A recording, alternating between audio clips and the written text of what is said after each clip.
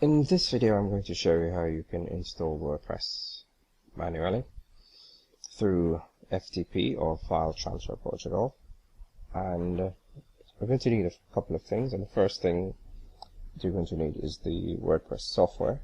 So you can get it at www.wordpress.org, and you just click this button that says download WordPress, and you want to always come here to get the latest version of WordPress. Now the reason that we install WordPress manually is just to get around some of the vulnerabilities that occur when we use auto installers such as Fantastico Deluxe, because this allows us to just customize the installation. And one of the things that we want to do is always get the latest version of WordPress, because sometimes when you use an auto installer it isn't the latest version. So you just select download WordPress. I already have it on my desktop, so I'm not going to download it again. And the next thing we're going to need is an FTP client. Now you can get one free called FileZilla, which is also open source, at filezilla-project.org. So that's filezilla-project.org, and what you want to do is get the download FileZilla client and not the download FileZilla server. So that's the client, and what this FTP client does is allows you to just upload multiple files to your server, and at a faster rate, because when you upload files to cPanel sometimes there are limitations on the file size. So this just gets around that problem, allows you to install pretty quickly. So you just go ahead and download the files to the client, and then you would activate the software as you would do any other software. And when you do that, it will look like this.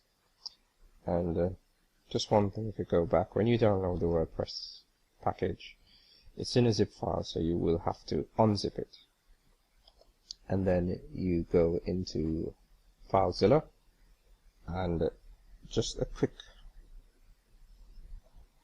tutorial on how to connect using FileZilla.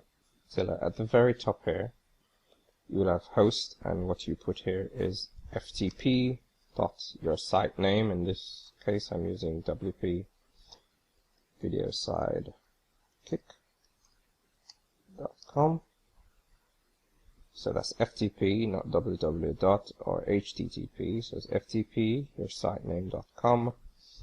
And then the username, in most cases, will be the same username you use to log into cPanel. So that's the username and password for cPanel. And the port, you don't have to put it. The default should be 21, but you don't have to enter anything there. And once you do that, you just select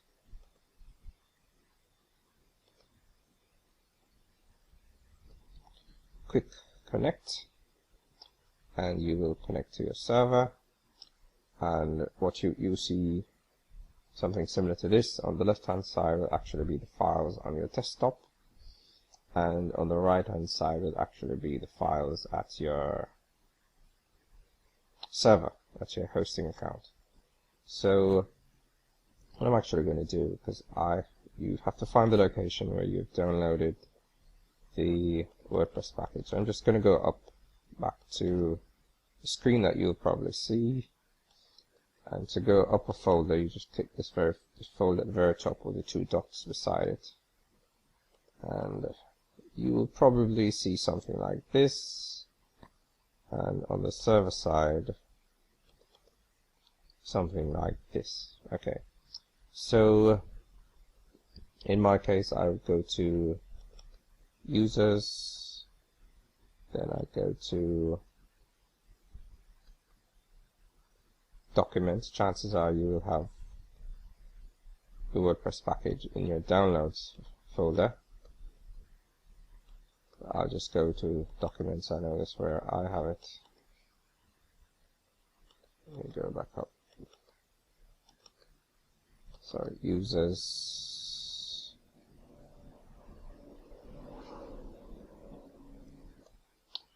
Right, so I go to my documents folder and WordPress 3.8.1, and it's the folder that's unzipped. And on the right hand side you will go to your public HTML folder, and this is just where you have all the public files for your website. And once you get in there, now what you're seeing, you will see some files in here. Chances are, if you've just activated this domain and this is the only domain you have in your hosting, you won't see anything there. Well, I do have WordPress already installed in my main site, but the site that we're going to use is actually an add-on domain. And if this is the case where you're using an add-on domain, you just search for it, and in this case WP Video Sidekick. So if this was your main, let me just go back one step. If this was your main domain on the hosting account, and that's where you wanted to upload WordPress, then once you get inside your HTML, public HTML folder, you would be in the root of that domain, and this is where you would upload the WordPress files from the left. Well, like I said, in my case, I am uploading the files to an add-on domain, so I select wpvideosidekick.com, and now I'm in the root of that domain. So what we want to do is just select all these files, and we can do two things. We can drag the files over to this side